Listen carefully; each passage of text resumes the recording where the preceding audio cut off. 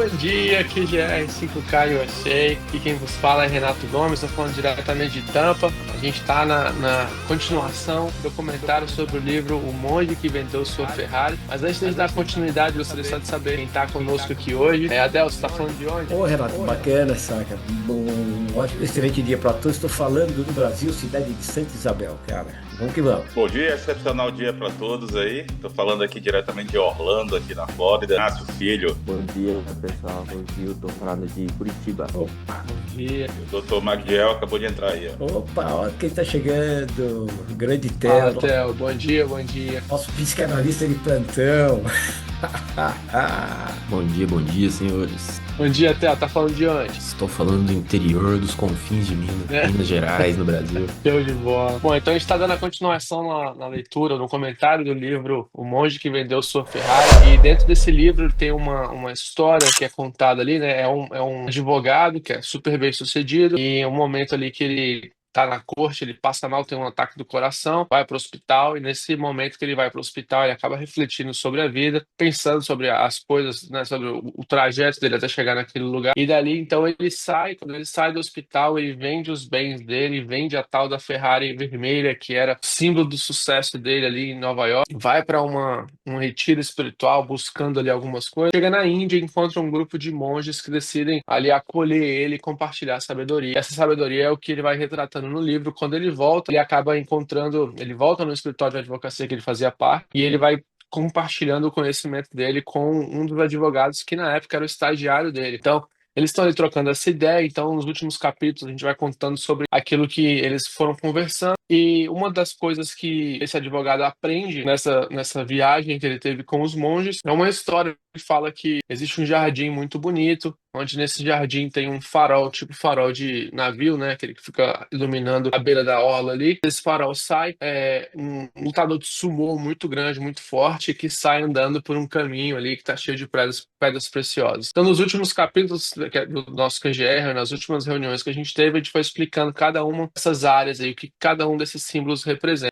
O jardim representa a nossa mente, né? Que precisa ser cultivado, os nossos pensamentos precisam estar alinhados ali, a gente precisa treinar isso como um músculo. Depois a gente conversou sobre esse farol, que são as nossas metas e nossos objetivos, que nos norteiam, nos levam para um rumo, não como objetivo final, porque quando você alcança aquela meta, aquele objetivo, você meio que fica sem propósito, porque você chegou no lugar onde você gostaria de chegar. Mas o uso das metas como apontando para um rumo, como o farol faz, né? A gente tendo metas mais curtas, metas mais longas, que façam com que a gente esteja progredindo sempre para algum lugar. Depois a gente falou na semana passada sobre o lutador de sumô, que representa a nós, né, o ser humano ali, tanto a parte física como a parte, né, que seria o complemento ali das outras partes que estão sendo retratadas no livro. Também precisa ser cuidada, precisa ser investida na parte física. E aí, dentro dessa história, eles estão conversando ali dentro do escritório da advocacia, né, o advogado que está voltando ali, o monge que vendeu a Ferrari, conversando com o seu antigo estagiário, que agora é um dos parceiros, e eles estão trocando alguma ideia, né? Eles falaram sobre a disciplina, e eles chegam num ponto onde o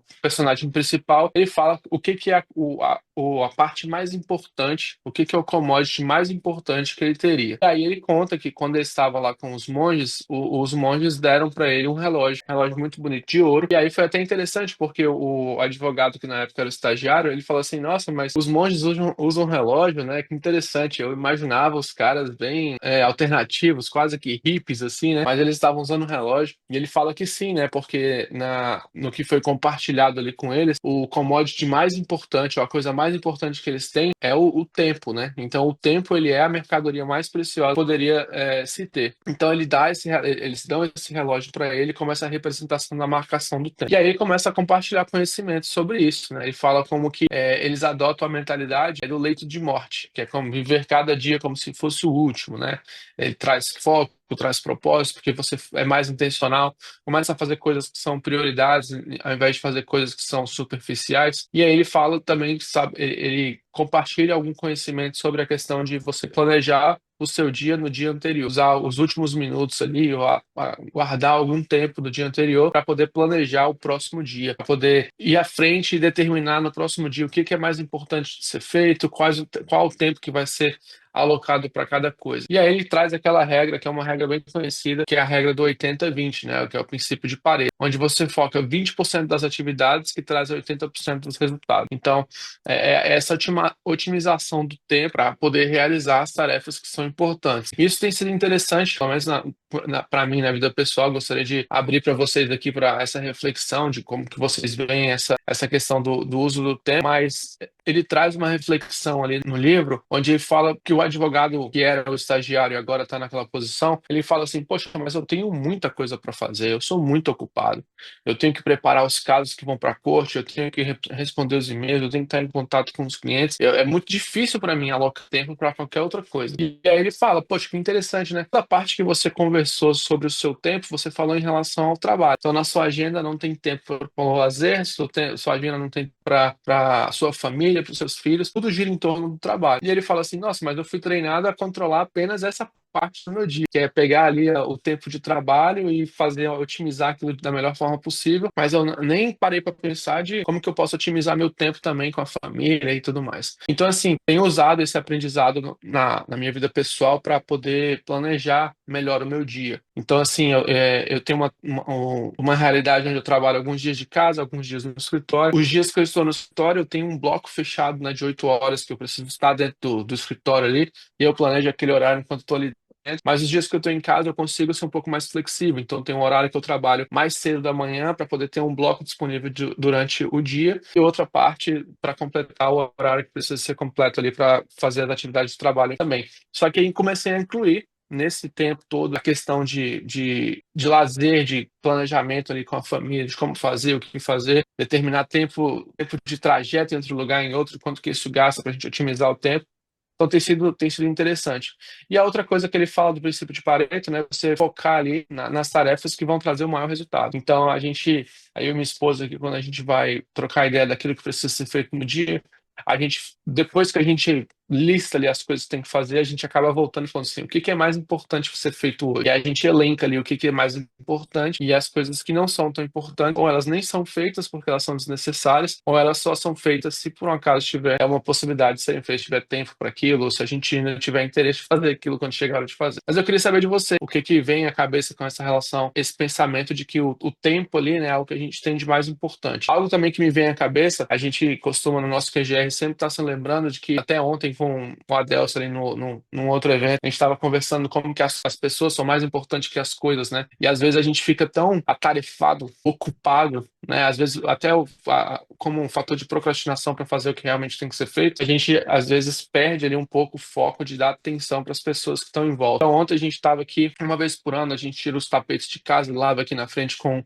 aquelas máquinas de lavagem à pressão. Uma das vizinhas passou com o cachorro, dava para ver que ela estava com uma cara um pouco, tanto meio triste, assim, ou carregada. Aí a gente olhou assim para ela e minha esposa, e na minha cabeça eu falei, putz, vai atrasar a lavagem do tapete.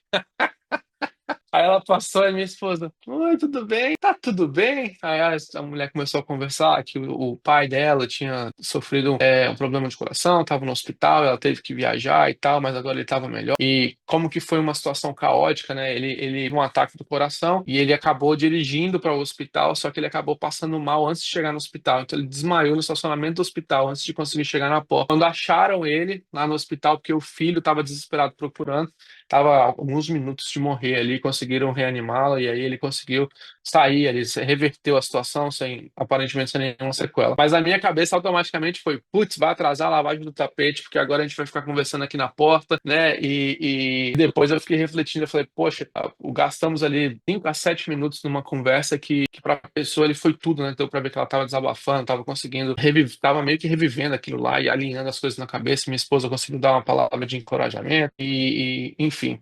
Mas então as pessoas são mais importantes que as coisas. E o tempo, né? Às vezes a gente talvez coloque a agenda de uma forma tão rígida que não tem espaço para nada no meio do caminho. Não tem espaço até para deixar Deus, né, agir assim. A gente vai na igreja, por exemplo, e Na minha igreja tem cultos sequenciais, então são 2 cultos no domingo. Eu fico pensando, poxa, se alguma coisa acontecer no primeiro culto, eu atraso o segundo culto. E nesse último domingo aconteceu, né? Aqui na Flórida tá bem quente, um senhor passou mal, acabou desmaiando no culto, e o pessoal, oh, ajuda, ajuda. Aí você vê, liga as luzes, o culto para, o pastor parou. Na minha cabeça eu fiquei, caramba, como é que vai ser o próximo culto agora? Porque isso aqui vai dar um atrasado. E não mudou em nada, né? O pessoal deu assistência, deu uma interrompida. O pastor, inclusive, usou aquele evento para falar sobre incluir na palavra e tal. Mas assim, minha cabeça é de uma forma muito analítica, né? Funciona das coisas que têm que ser feitas e às vezes eu acabo meio que tirando o tempo para essas interações humanas que são naturais e que são as coisas que fazem o dia florir ali, né? Com você ter aquela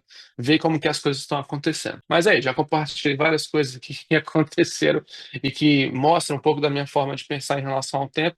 Eu queria ouvir de vocês, assim, o que que vem à cabeça, talvez alguma ferramenta de produtividade que é utilizada, talvez alguma experiência que aconteceu em relação ao tempo e que vocês tenham para compartilhar. A gente tromba com certos tipos de pessoas na rua, certo? Que a gente, a hora que bateu o olho, você sabe se aquele cara, certo, vai ter um papo diferente com você ou vai ser aquele mesmo papo. Então, muitas vezes você rotula as pessoas, não é que rotula as pessoas, você sabe quem você vai tirar aquele supra-sumo, vai ser um papo legal e quem não vai ser um papo legal. Então, que você, para não ser deselegante, para ser uma pessoa humana, que Deus sempre coloca, meu. Você tem que respeitar o próprio como a si mesmo, aquele papo todo. É chegar, bom dia, boa tarde, e aí, cara, como você tá? Bacana, bacana, e acelerar e sair fora, cara. É um comentário aí sobre a coisa da regra de Pareto. Eu lembro que quando fiquei sabendo dessa regra, entre aspas, né? Quase um princípio. Eu trabalho 4 horas por semana. No livro do Tim Ferriss, isso eu tava com uns 25 anos. Cara, aquilo ali explodiu minha cabeça. Eu falei, nossa, tá aqui o segredo pra conseguir realizar tudo que você quer. E a aplicabilidade é quase em tudo na vida. Só que, alguns anos depois, eu acabei tendo um encontro com Deus e começaram os meus problemas. A gente fala que depois do encontro com Deus, depois que você passa pela cruz, você conhece o começo do significado das palavras das palavras aflição naquele trecho do mundo tereis aflições. Pelo menos agora existe um sentido maior nisso. Mas onde eu quero chegar? Planejamento é uma coisa maravilhosa quando a gente consegue realizar. A satisfação ela é enorme. Inclusive na pedagogia, a gente sempre tenta incentivar, que é no ensino de criança, no aprendizado de criança, a gente sempre tenta incentivar. E quando o aprendizado está permeado de pequenas realizações, o próprio cérebro ele reage positivamente com isso. Ele fala, uau, conseguimos, né? Conseguimos concluir algo. O videogame é feito baseado somente nisso. Tem metodologias de gamificação, o Yukai Show, por exemplo, que é aplicado em corporações e é excelente maneira de gamificar alguma coisa, porém, a gente precisa voltar à realidade maior. Que hoje, pelo menos na vida do cristão, ela é confrontativa com tudo que a gente aprende. Eu sou um aficionado por gestão, por produtividade, por performance. Já fui um paranoico com isso. Eu sou só aficionado, mas já fui um paranoico com isso ao ponto de aplicar biohacking, várias camadas de biohacking para poder performar melhor. Eu era o cara da planilha para tudo quanto é coisa. Tanto que quando eu cheguei aqui no grupo, o próprio Renato tava no dia que ele tava mostrando a planilha de performance pra gente poder mensurar quanto que a gente tava avançando ou não nas áreas da vida. Eu falei, cara, isso aqui é bem a minha vibe, né? Tipo, se eu tenho planilhas e planilhas que eu já fiz aqui, agora com a IA, então, juntar IA com automação, nossa, aqui é o supra-sumo, é o suco aqui. A gente fica sempre naquele sonho assim, e se a gente tivesse todo o tempo do mundo, né? Seria excelente. Só que a gente tem. Esse é o conflito que a gente, enquanto cristão, e vivendo a vida do cotidiano humano, tem. O que você faria se você tivesse todo o tempo do mundo? Só que não é exatamente isso que Cristo veio oferecer através do sacrifício dele, a vida eterna. Então, você tendo a vida eterna, qual o uso que você faz disso? Começa pelo alívio da ansiedade, porque agora você tem todo o tempo do mundo, literalmente todo o tempo do mundo. Ah, mas eu tenho que realizar meu projeto. Meu projeto é até terça-feira, né?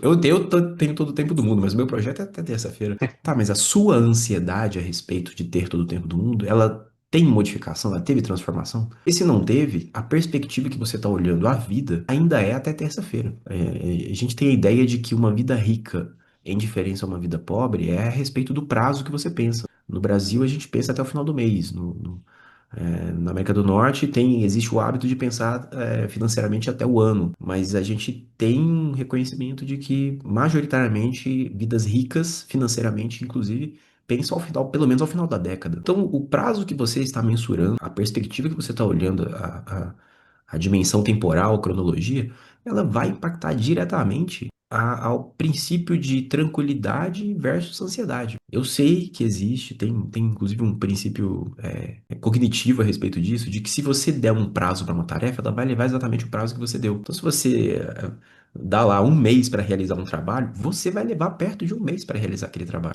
Quem nunca precisou fazer um trabalho na faculdade, na escola, que faltavam-se 2 dias para entregar o trabalho, mas você teve uma semana e nos 2 dias você conseguiu realizar. Então você fala, uau, eu conseguia fazer então em 2 dias desde o início. Por que que eu não empenhei os 2 primeiros dias para poder.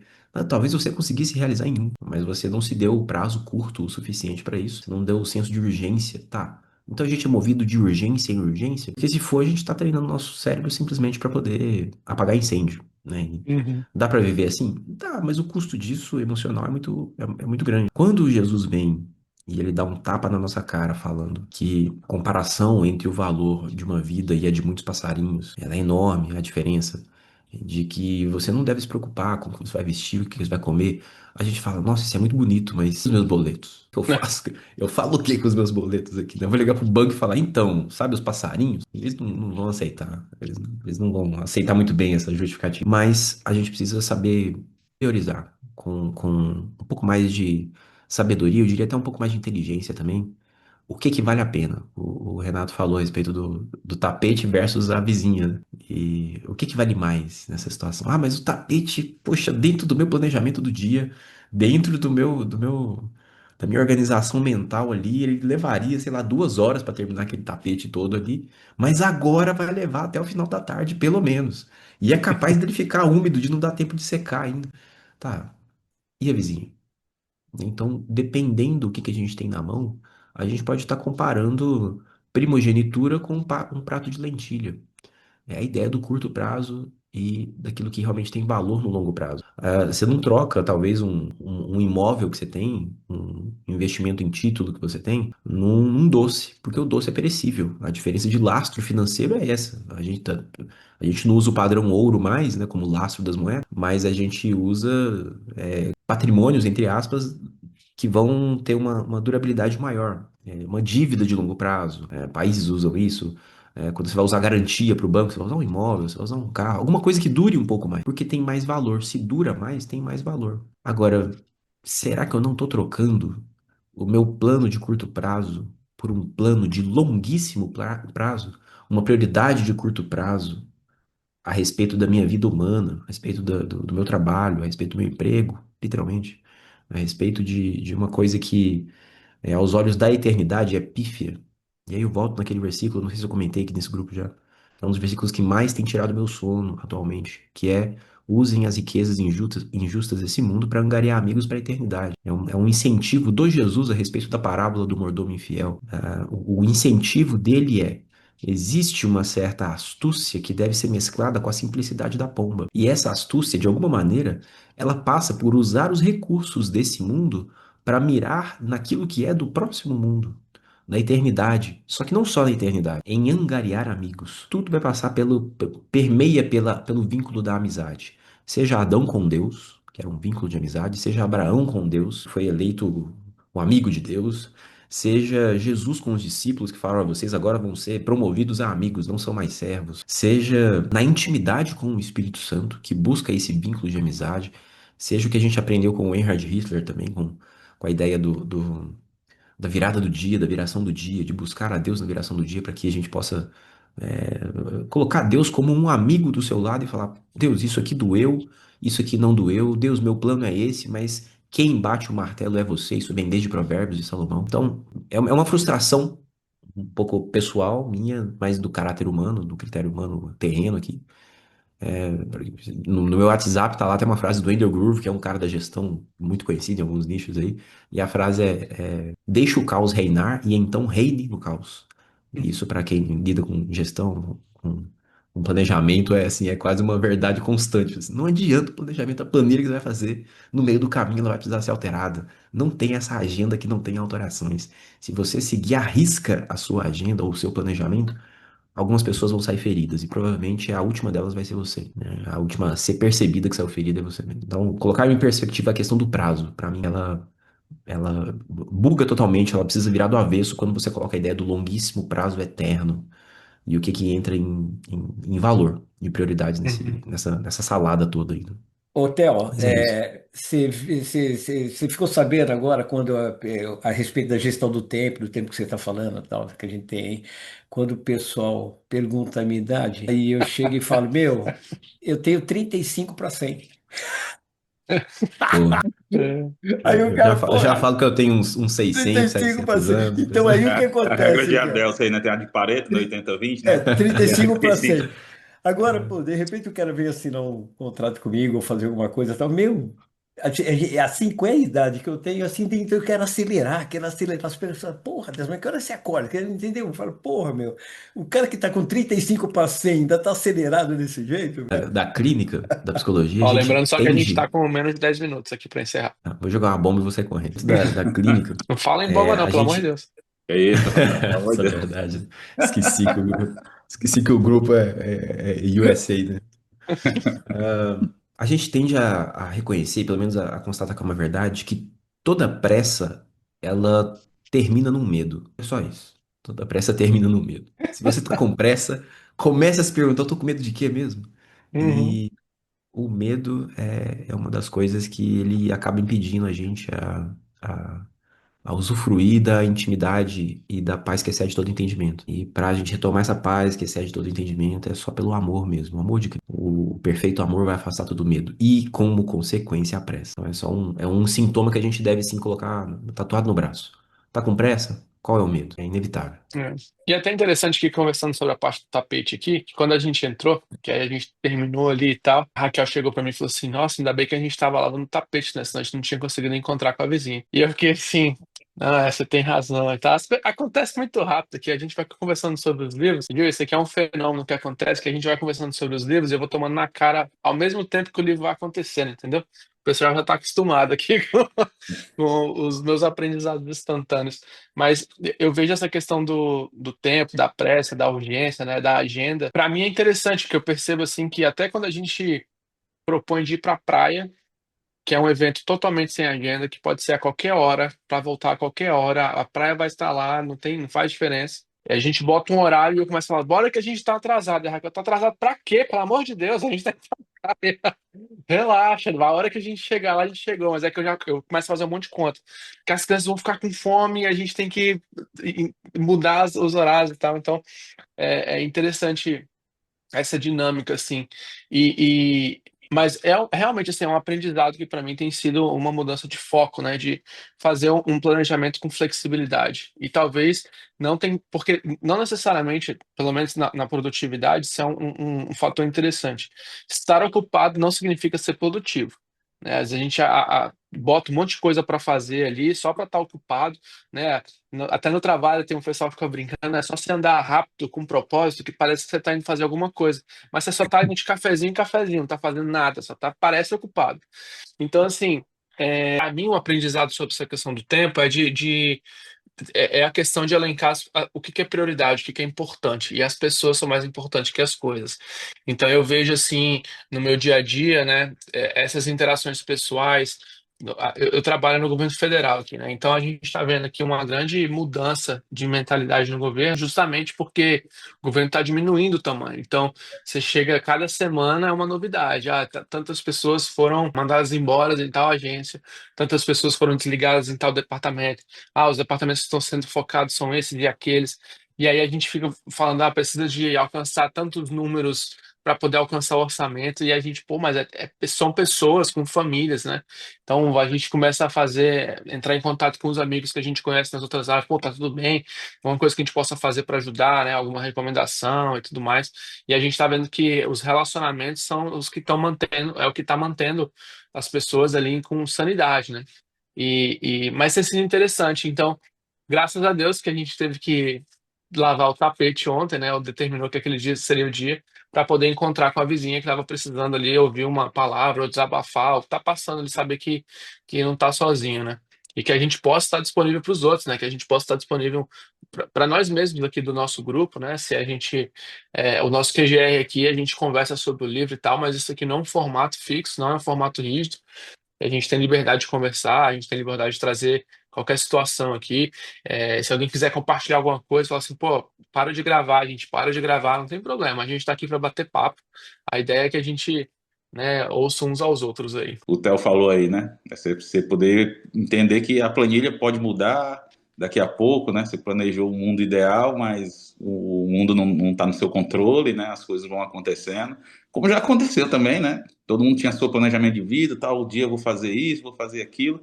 E a Bíblia fala, né? Não diga que tal dia você vai em tal canto, você vai negociar, você vai fazer aquilo, você não sabe nem se vai estar vivo amanhã. Então, o que que realmente importa, né? E aí o livro traz sobre isso, essa questão de, como se fosse o último dia, nessa questão de valorizar mesmo o tempo que você tem.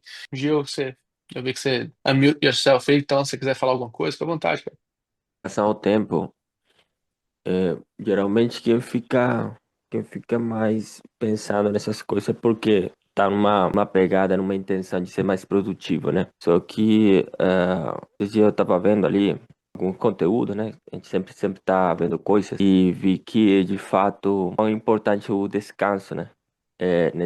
Nessa questão de querer fazer acontecer na correria e tal. Mas às vezes você, quando tem um bom descanso, um bom sono, tranquilidade, sua mente tá calma, você consegue produzir melhor, agir melhor. Então, muitas vezes não vale a pena se desgastar tanto, né? Assim, a parte da gratidão também, isso, o descanso, né? A parte da gratidão é muito interessante também porque a gente quer atingir, mas às vezes gera um sentimento de que a gente não tá ainda onde quer estar. Só que você tem que olhar para o que você já tem, né? Porque não num jeito de forma negativa, né? Mas a Bíblia fala que a gente tem que, tipo assim, se tem abrigo e sustento, esteja contente com isso, né?